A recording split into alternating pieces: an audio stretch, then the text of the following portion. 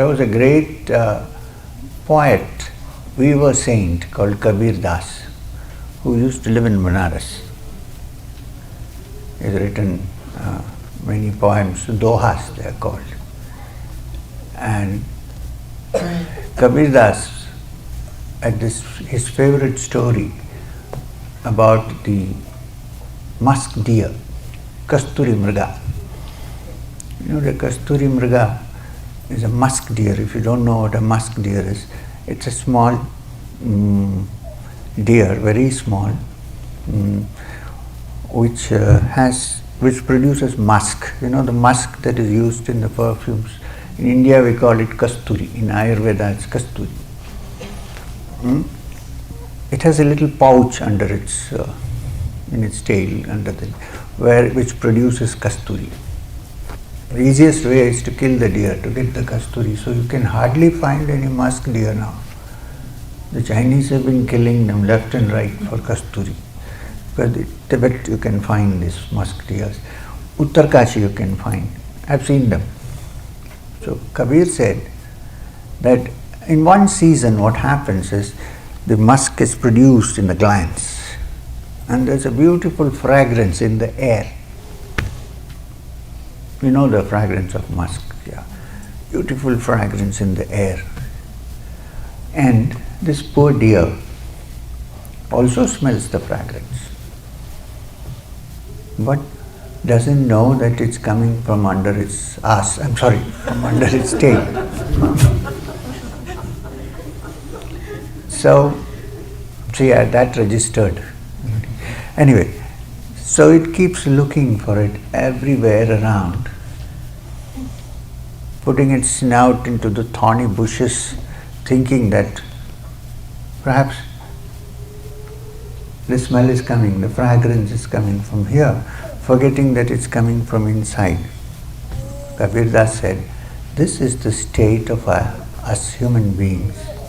The fragrance of happiness, tranquility, beauty and infinite energy is in us, inside. In the core of our consciousness, in our heart sits the Antaryami, the Supreme Being,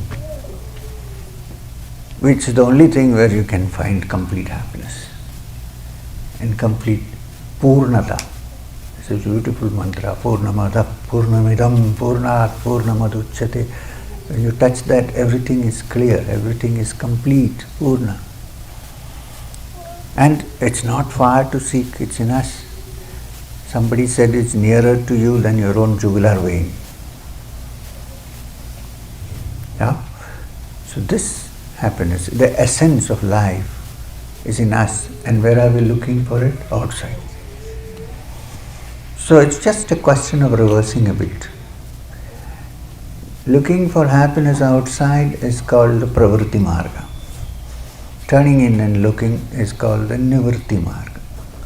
So if you shift and turn, then you hit the fountainhead of all wisdom, of all happiness, of all peace, of tranquility. And when the mind is fully tranquil, when it's not disturbed, when it is not disturbed, when it's not dissipated, then in that comes infinite energy, which with our constructs of our brain we can never access. It's beyond. Now, if that is the case, since everybody in this world is seeking happiness, I think everybody is on a spiritual journey. Maybe in the wrong direction. But still, there is nobody who is not seeking it. Direction may be wrong. You might commit many blunders before you reach it, but everybody is seeking it. So I'm saying that this spiritual journey need not mean that you have to go away to the Himalayas. I went for a purpose. You don't have to. You make your little bedroom into your own little cave. It's not easy to go to the Himalayas and sit there, I'm telling you. You might go but come running back in a few months. And if you stay in an established ashram, then you're disturbed all the time. People gossip endlessly. And nowadays the fashion is, well, I went to this Guru Island, I went to that Guru Island, I went to this. By the time you end up, you are confused. Which Guru? Where did you go?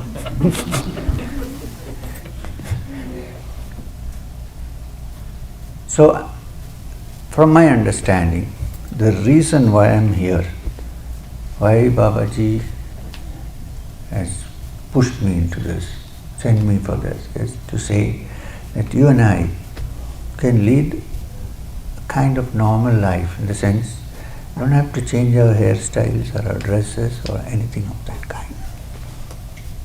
We can live in this world, work for our existence, and yet keep some part of our mind engaged in the inner search.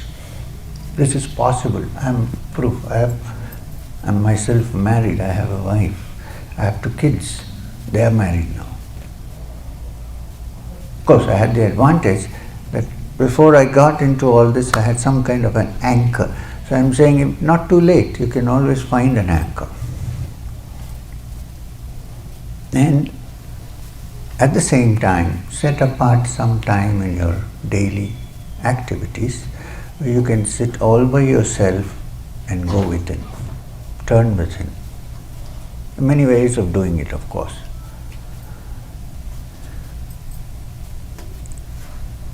Now, don't imitate a great being like Shirdi Sai Baba and so on. You can't do it. These are people or beings for a special purpose. Everybody cannot do that. But keep them in your heart. In your heart. Contemplate on them.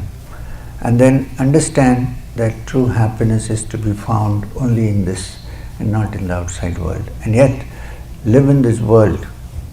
Because if you live in this world with your heart pure and clear and tranquil and established in the Supreme Reality, everybody senses it, and soon people will begin to enjoy it. Now in this case, satsanga is important, because human beings are society animals. They can't do anything in isolation. So you must find a group which thinks along the same lines. If you don't, you might end up in a group which is thinking something else. Human beings like to be in groups. So satsanga is very important. Satsanga means being with people together who are moving along the same direction. This is very important. You are lucky, you have a beautiful temple here, you can come here, you can meditate, and of all things you are sitting there in the lap of Shirdi Sai Baba, who I personally think is not somebody who was born and who passed away at such and such a time. I don't think so. If you read my autobiography, I had a tremendous experience in Shirdi when I was a young man with my master Maheshwarnath Babaji, which many people read my book and say, this can't be true, everything else is okay. But I have not written a single thing which I have not experienced. And I was neither in a trance, nor did I have cannabis. It's freely available in Portland nowadays. Here also? No, not yet. So, I think that if you invoke a great being like that, then that being's presence can be actually felt in the heart. But your prayer should be, give me this, give me that. Shirdi Sai Baba used to say that sometimes I give people what they ask, with the hope that perhaps they will ask for what I really want to give them. Which is what? Which is spiritual perfection. And if you know about the life of Shirdi Sai Baba, even a great being like that, in his early days passed through so many. Once his guru tied him upside down in a well, with his tongue almost touching the water but not touching really. Left him there for many days. And then came back and took him out. How many people will do that?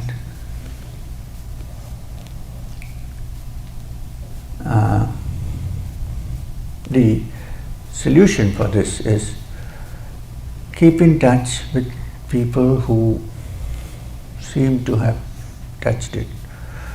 And if people say, how do we know? First figure out if they want to give you something or they're demanding something from you. And the other, the sign of spiritual evolution is Sthita Prajna. In Gita, there is a beautiful concept called the Sthita Prajna, which means yogi is one who in the midst of all circumstances remains tranquil. Tulya ninda astudir mauni. Mauni, the yogi, considers ninda, which is criticism, abuse, and stuti, which is praise, as equal. Nothing happens, because you should understand that deep down in the core of our consciousness there is a divinity. Everybody has. Man, woman, child, old man, black, white, brown. In the corner, in the core of everybody's consciousness, there is a spark of the divine. And once you begin to think about this, then what does it matter what other people think about it? Somebody may call you a fool, so what? Suppose I don't know English, what is it to me? You call me a fool, I don't know English. I know Hindi, so I might think you're calling me a flower fool. It's how we construct with our thought processes, images, and then we get worried about it. So, it doesn't mean anything. So can we live like that? I think it's possible. I'm trying hard. So if you have a tranquil mind, if you're a Sthita Prajna, I'm going to end in a few minutes. Such matters usually can't be digested for more than an hour. Then the mind slowly starts wandering. Before that, I want to give you a small little, oh no, I forgot. Every time I talk about the Sthita Prajna and the mind, it's quite, then I take a long time sometimes to get back to where I started from. This has become it's not senility, okay? What was I saying just now? Also helps to find out if people are listening. No, wait a minute. Now, before we wind up, I want to tell you something which is from the Bhagavad Gita. Now, there is a beautiful chapter of the Gita. All chapters are beautiful. There's one beautiful chapter which I really like, which is called Bhakti Yoga. It's the 12th chapter, Bhakti Yoga. People think Bhakti is only meant for ignorant folk in the villages and so on. It's not true. Anyway, now sometimes the question is asked, why did it take 11 chapters for Krishna to get to Bhakti Yoga? Why couldn't he have said it at the beginning? Why 11? Read the rest because everything is contained. Partly, but there's another reason also, which is to unlearn everything. somewhat, yes, that also. Look at Arjuna's case. Arjuna is sitting with Krishna and talking. In the beginning, starting with Arjuna Vishada Yoga, this uncertainty and sorrow of Arjuna, it starts. But they are talking on very friendly, equal terms, right? He is his friend, he is his relative, he is his charioteer, he is the Sharathi. So it's a very friendly relationship. It's almost tapping him and saying, now what? And he says, okay, I'll tell you. And then suddenly, in the 10th chapter, Krishna changes his tune and says, Among the mountains, I am the Meru. Among the Vedas, I am the Samaveda. Among the Munis, I am Kapila, and Arjuna is thinking, what the hell? Till now we were talking like equals, and suddenly this guy says, I am this of that, and I'm the big, I'm the intellect of the intelligence, and so on. So he's wondering what is going on. And then comes 11th chapter. Suddenly, this man who was sitting here and riding the chariot, driving the chariot, turns into something which is hard to imagine. He sees the whole world going in and coming out through him and so on. So Arjuna's so-called logic and rationale, which we always are very proud of, is broken to pieces. He doesn't know what's going on. That's the time to start Bhakti Yoga. When you have realized your conditioning, when one has realized that with our little puny little brain, however much it can go up to say theory of light and so on, not beyond, with a little brain, it's not possible to embrace or define that which is infinite. Because it's a finite brain after all. Maybe an advanced computer, but yes, you need to give a lot of respect to the brain. However, so that I won't be talking to you. It's not everything, it's too limited. People realize the limitedness of their own intelligence at different stages in life. Some do it early, some do it late, some take time. When that happens, then you are beginning to change how you look at things. You are no more saying, oh, I know everything. Schoolboy thinks he knows everything. Yeah, he knows everything. Science, yeah, I know science is everything. The sun is rising, setting and so on. And then you go to college and you say, now I know everything because I know Newtonian physics. Every action is an equivalent and so on. Then some of them take higher advanced physics, and when they go there, they realize we don't know anything. You come upon the most cardinal theory prevalent, which is the theory of uncertainty in physics. I'm not talking about spiritual matter. Nobody knows if the small unit of matter, smallest, is a particle or a wave. That also we don't know.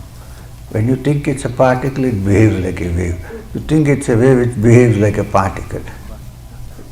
From absolute certainty, we have come to uncertainty. How? Because the mind has become more mature. So, Arjuna, after the 11th chapter, has come to this understanding that I cannot measure this with my limited brain. Then comes Bhakti Yoga.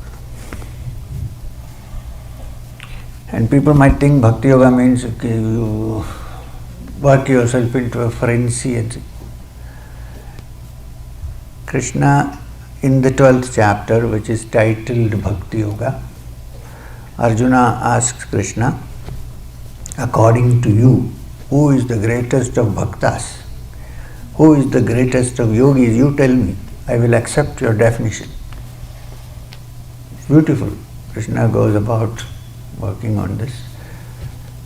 And he says, finally, there is also discussion on formless and form and so on. Because Arjuna says to Krishna, some people say that those who worship the Supreme Being as formless and infinite are great yogis. Some say those who look at you as you are, in your form, which is correct. How do I touch it? How do we move? So Krishna as usual goes through different parts, and finally he says, 3 qualities are required for a yogi. For someone, if I have to call, meaning here Krishna is telling to Arjuna, if I have to define somebody as a yogi or a bhakta, 3 qualities are important. What are the 3 qualities? 1, that the person is